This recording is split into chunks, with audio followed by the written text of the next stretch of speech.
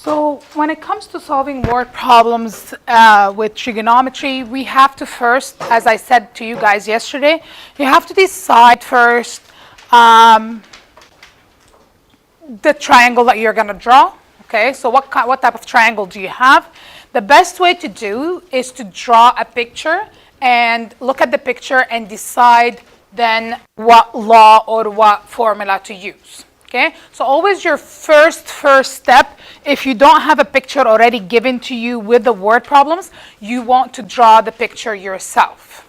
Okay, now you have to be careful with, is it a right angle triangle or is it an oblique triangle, right? So it depends on what kind of situation you have. Okay, so what do we use if we have a right angle triangle? That's a question to you guys. What do we use if we have a right angle triangle? SOHCAHTOA or Pythagorean theorem, depending on what I have, right, and what I'm given. And what do I use if I have an oblique triangle? Sine law or cosine law? Exactly. So here's what we have. Steps to solving trigonometric problems. First, you're going to state the problem. Okay? State the question. State what is given to you.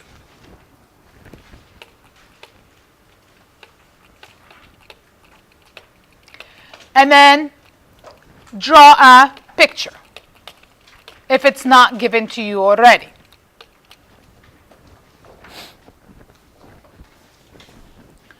Then choose the appropriate formula, right?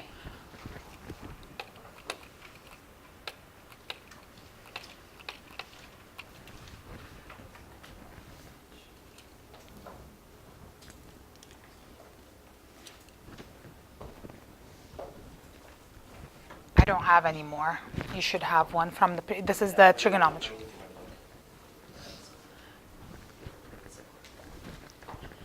Now,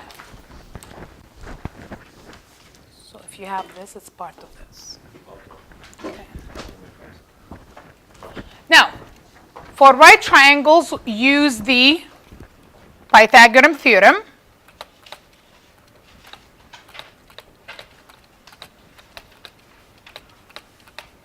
Or SOHCAHTOA. For non-right angle triangle, so let's read this. The can be used when one pair of opposite side and angle must be given plus one more piece of information. The third side can be found from subtracting, I should say, the third angle can be found from subtracting two angles from 180. So what law can I use if I'm given one pair of opposite side and an angle? Sine law. What's the formula for the sine law? Give me one of them. Sine A over A equals sine B over B.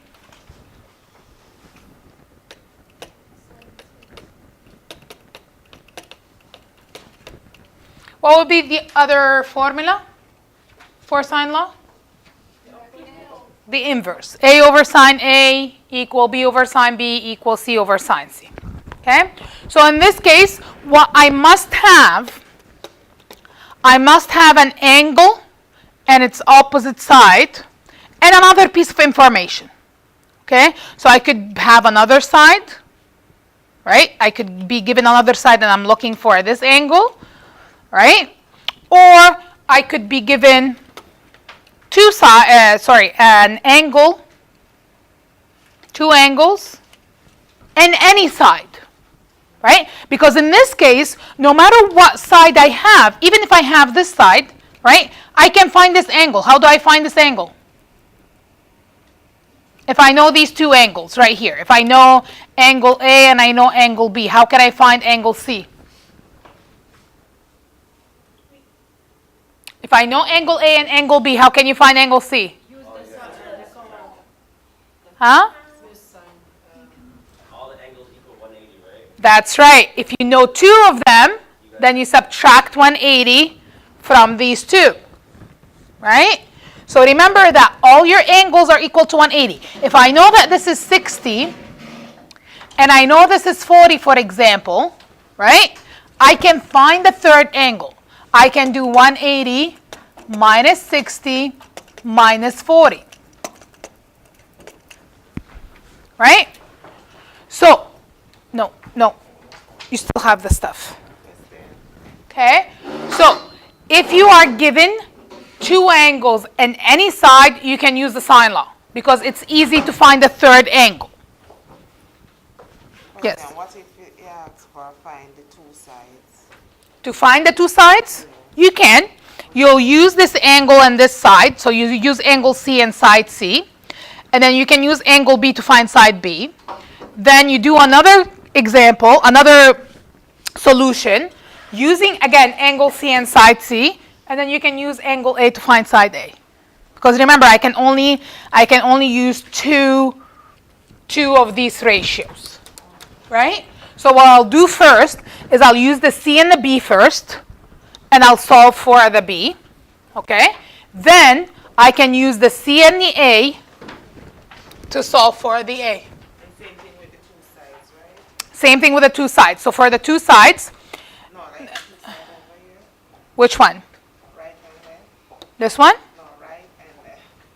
So left and right. This one and this one? Yeah. This is cosine law then. Okay, so we have to be careful with this.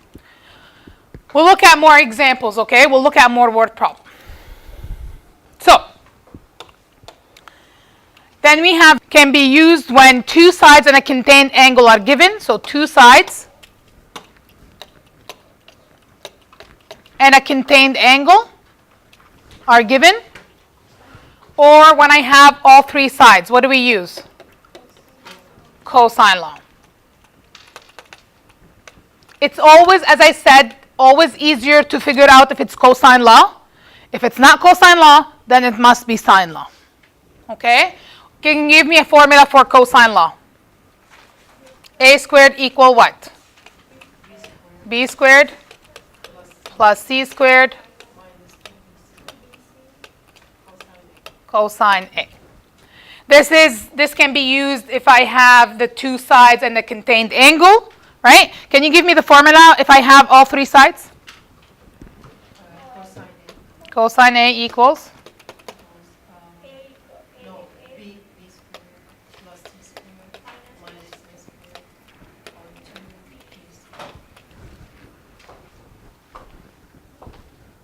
Okay? The letters could be X, Y, Z. Doesn't matter. Okay? As long as this is what I want you guys to remember. Always, always. The angle and the side that you're looking for, they're going to have to match. The side that you're looking for and the angle. Okay, they have to match. And then when you're looking for the angle, you're always subtracting the letter. Okay, so they have to match. It could be, as I said, X, Y, Z. If you're looking for X, angle X, then this is going to be y squared plus z squared minus x squared. Because you're looking for angle X.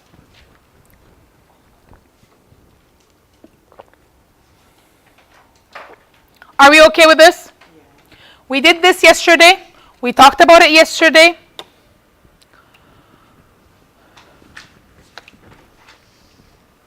So, here's what you're going to ask yourself. First question you're going to ask yourself, is the triangle a right triangle? If the answer to your question is yes, then you know you're going to use the SOHCAHTOA or Pythagorean theorem.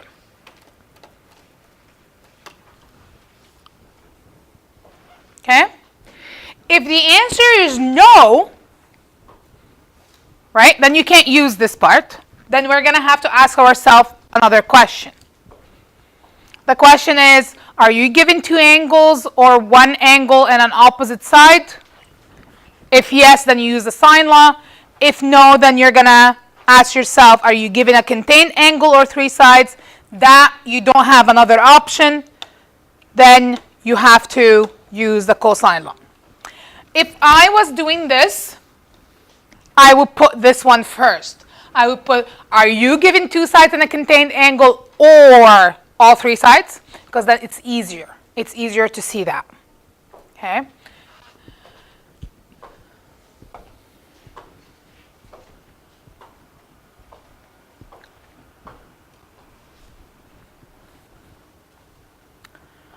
All right. So, after you draw the picture and you decide what formula to use, you're going to solve for the missing variable. Sometimes they ask you for more than one. So you have to read the question properly, and sometimes you have to do multiple solutions. Okay? Make sure the answer in the context of the question. The answer, what? I don't think there's anything goes here. Make sure the answer is in the context of the question. I don't know. Makes sense. Okay. Makes sense, sure. In the context of the question, and then write the final statement. Whenever you have whatever the question is, if it's a word problem, no matter what it is, trigonometry, if it's exponential, if it's quadratic, no matter what the question is, if it's a word problem, application question, you must write a therefore statement. Make sure you include your units. Make sure that you are rounding properly.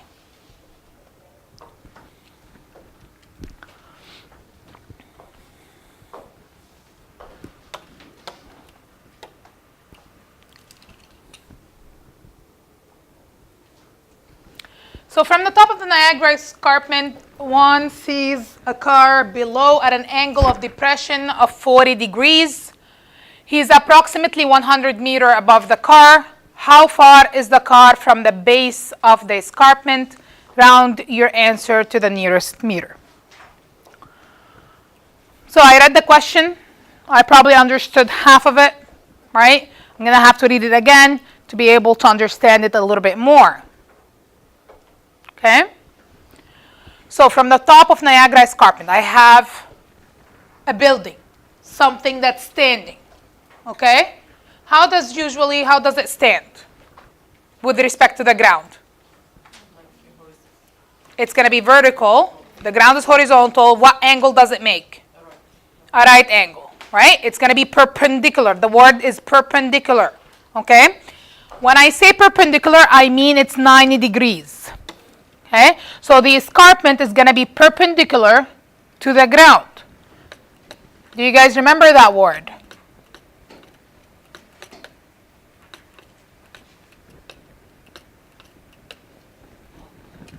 Right? Perpendicular means 90 degrees.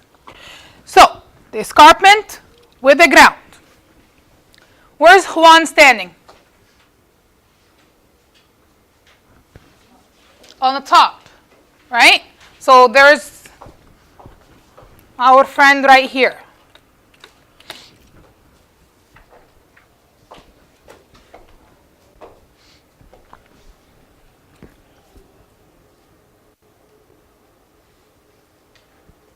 He's approximately 100 meters above the car. So there's a car somewhere, right? The car is somewhere right here. Okay? And he's approximately 100 meters above the car. What does that mean? The building is 100 meters. When it says above, right, that means you're looking at a vertical, right? You're looking at the vertical. So that means 100 meters is right here. Juan sees a car below at an angle of depression of 40 degrees. So he's looking down at the car, and the angle of depression is 40 degrees. Where would I put that angle of 40 degrees?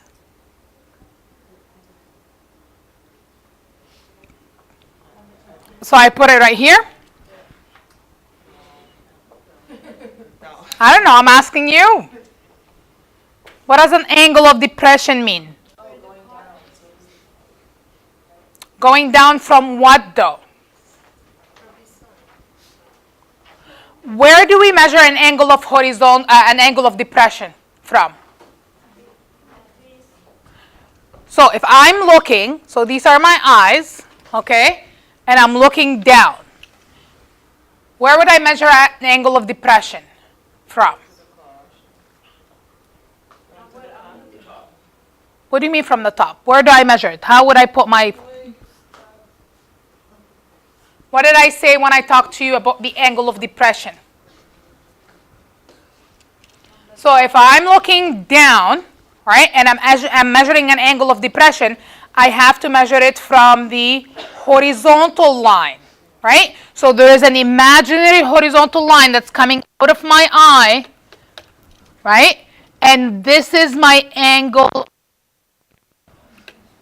depression. So an angle of depression is always measured from the horizontal down. So if Juan's standing right here, right, and there is an imaginary horizontal line coming out, where would the 40 degrees be?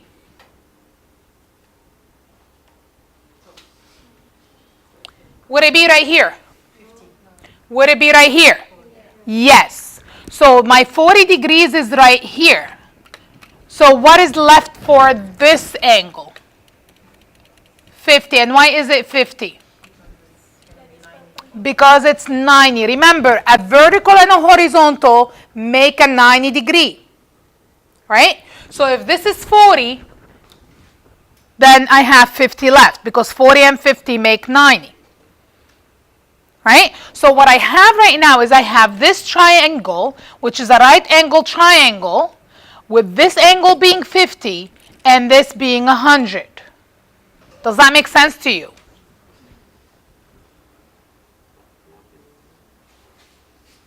What part doesn't make sense? So the right angle part is 100? I said 90. Oh, no. A right angle is 90. Okay, I just okay, that's the one. So are you making like an imaginary box or something? So this is the escarpment right here. Okay? He's standing right here. One standing right here and he's looking down at the car.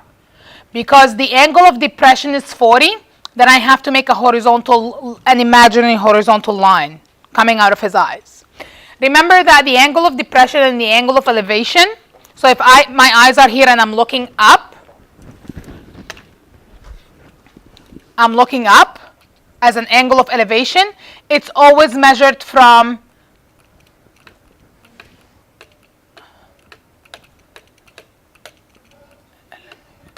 the horizontal line.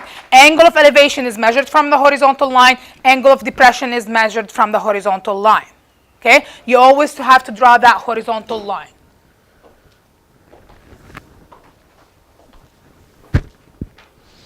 So, looking at that triangle, what am I trying to solve? How far is the car from the base of the escarpment? Where is the base of the escarpment? So this is the base, right? And this is the car. I'm looking at this side. Yes? How far is the base of the escarpment or the car is from the base? So what do I do now? What kind of triangle do I have? Right angle. So what can I use? SOHCAHTOA or Pythagorean. In this case, I have to use SOHCAHTOA because Pythagorean, you can only use it if you have two sides and you're looking for the third. Why 10? Because I have the opposite and adjustment. Okay, so first thing you want to do is you want to label your triangle. Okay, so according to this angle 50, your opposite is the base, right? Where's your hypotenuse? The longest side, so which this one, and this is called the adjacent. So I'm looking for the opposite. I know the adjacent, so O and A is 10. because tan is the one that deals with O and A. Right? So, tan 50 equals to what? What's my opposite? I don't know. What's my adjacent?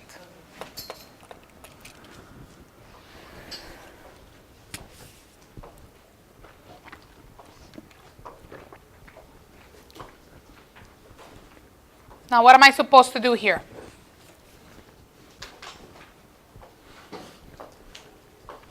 So opposite equal 100 times 50. That's right. So I'm going to have to bring the 100 here, right, as a multiplication. So that's 100 times tan 50 equals to the opposite. So what does that give you? It's going to be 119.2. 119. Now, remember I told you sides always to one decimal place unless the question asks you otherwise. Do you remember that? All right. The question here says round your answer to the nearest meter. So do you want to include any decimals? No. So it's going to be 119 meter. Is my question done? Do I get full marks right now? No, you should write it's You have to write your therefore statement. So therefore, the car is 119 meter away from the base of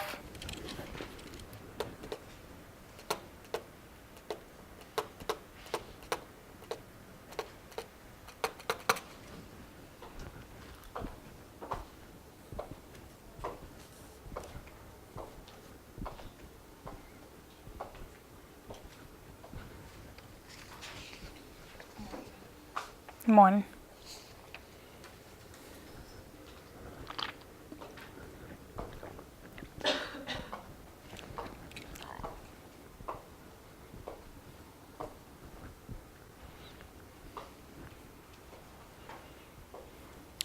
So what did you hear me do, or what did you hear me say, or what did you see me do when I was solving this question? I don't want specific. What did I do? What did you hear me say, or what did you see me do? I read the question a couple times. Yeah. you start drawing. I drew a picture. Yeah, I figure out what you have I figured out what I'm given. Yeah. and what they want. What they asked me to solve for. I labeled. I solved. Did I just skip all the way to the answer right away? I showed my steps. I wrote the formula. Right? I wrote the formula, plugged in the information, find my answer. Then I wrote my statement. Guys, when I stand here and explain this to you or do this with you on the board, I'm expecting the same in return when you're writing this on a piece of paper for me. Right? I can't see what or know, I don't know what's in your brain. You don't know what I'm thinking if I don't say it or if I don't write it. Is that correct? Right? You know I can do this on the calculator and write the answer 119 meter and stop. But then you would not know what I did, would you? Right? So I'm expecting the same in return from you. This is how we problem solve. Make sense?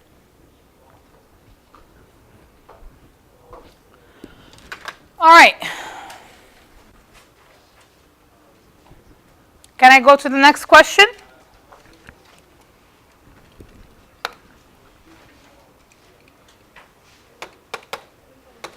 How about if I give you a minute to read this, or let's read it together. I'll give you a minute to read it again and draw a picture.